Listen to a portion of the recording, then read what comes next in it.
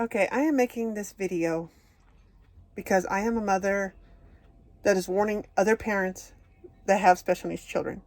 And it doesn't matter what they have, whether they're autistic, Down syndrome, it doesn't matter. And I'm really hoping this video goes viral because I think it's important that everyone knows my situation.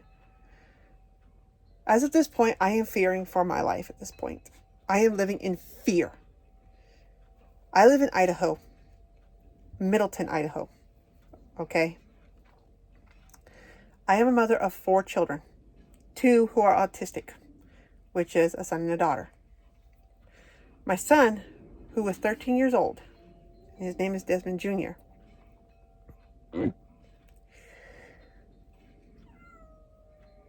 This video I am making to bring awareness. And this is for my son, because I think he needs to be heard. About 6 months ago, he was apprehended by 2 officers that work for the Middleton Police Department, Officer Randolph and Officer Schneider, who work for the school. Well, because of my son's autistic with violent tendencies, anti-depression, unspecified anxiety, and dyscalculia, but yet he has a heart of gold. Okay? He's a kid that will be more than happy to give you the shirt off his back. About 6 months ago, he was walking around with an airsoft gun. Okay. Yes, an officer could have shot him because the gun looked so real. But it wasn't loaded. There was no cartridges. But still, they apprehended him. They declared him of immediate danger. He was able to come home in November due to foster care. He was doing real good. Well, about a month ago, I don't know who's got it out for him, but whoever it is, they don't like him. They absolutely must despise him. Because at 7 o'clock at night, my ex-mother-in-law got a visitor from an officer stating that he was here to declare my son and take him back to Norwood, where he was staying. Because someone reported that he was walking down Jack in the Box unsupervised. Well, I find it hard to believe because I was about 7 feet from him to give him his space. He was walking his emotional support dog, which he has. And someone decided to declare him unsupervised. Well, that report got fizzled. And well, because of these officers leaving a real bad taste in my son's mouth, he don't like cops.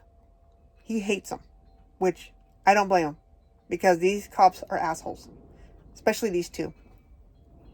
Anyways, as of the 12th, my son started working at the youth ranch in here in Middleton as a volunteer because he wanted to help, which there's nothing wrong with that. And the Idaho Youth Ranch helps gifted youngsters. As of Wednesday, someone reported my son dumpster diving while he was on the job, dumpster diving at the Family Dollar. And that's not the half of it. Because those cops were there, they triggered my son. Okay? So what did he do? He flipped them off. Which there is no crime in flipping off an officer. You're exercising your amendment right, which is the First Amendment. And that's what he was doing. Well, my son decided to walk to the fire department, which was across the street from the police department, and flip him off some more. Then he turned around and went back to the youth ranch. Now, he had his Timex watch, and he was still in the work zone. Next thing my husband knows, is that count 'em, 5 cop cars decided to show up at the youth ranch, making it act like it was a robbery, just to talk to a 13-year-old kid. And who were the 2 officers that were present? Gee, take a wild guess. Officer Randolph and Officer Snyder. Those assholes. And then they try to declare him again as if immediate danger. Again. How the hell do you classify a kid at immediate danger just for flipping you off? That's not the scary part. Because my son didn't feel safe, he decided to take the back way out of the youth ranch to run away. Because he got scared. He didn't feel safe.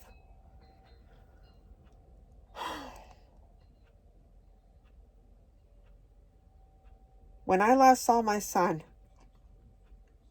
was that morning. I gave him a hug. And he said, "I love you, Mom. Goodbye." And I said, "Have a good day at work." Now, I'm at the point to where I am literally sitting on the bench with all the rest of the parents that had no idea they were not going to see their kid that day. And it doesn't matter whether your kid was going to school and you had no idea there was going to be a school shooting that day, or you had no idea your kid was going to be kidnapped. All you remember is that you let him out, you gave him a big hug, and said, "Have a good day." And they looked back at you and smiled and said, "I will. I love you." And yet you had no idea that that was going to be the last time you were going to see them. My son's mental status was improving until those bastards came. The most terrifying part is, so when someone turned him in, they knew him by his name. They literally contacted the Department of Health and Welfare and reported to him by his name. Somebody knew him. Somebody knew he was working there and decided to cause trouble. And to make matters worse was that the supervisor informed us that 2 weeks prior to that time, now keep in mind, my son started working there at the beginning of April.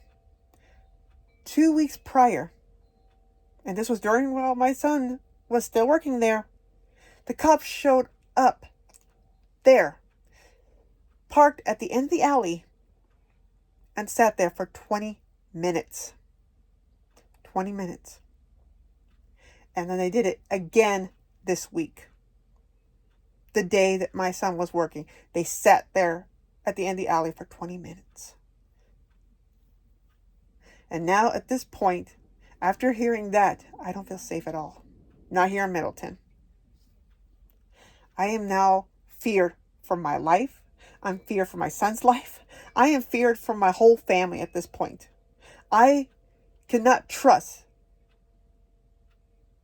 the people that swore an oath to serve and protect the city for everyone has pretty much put me in fear.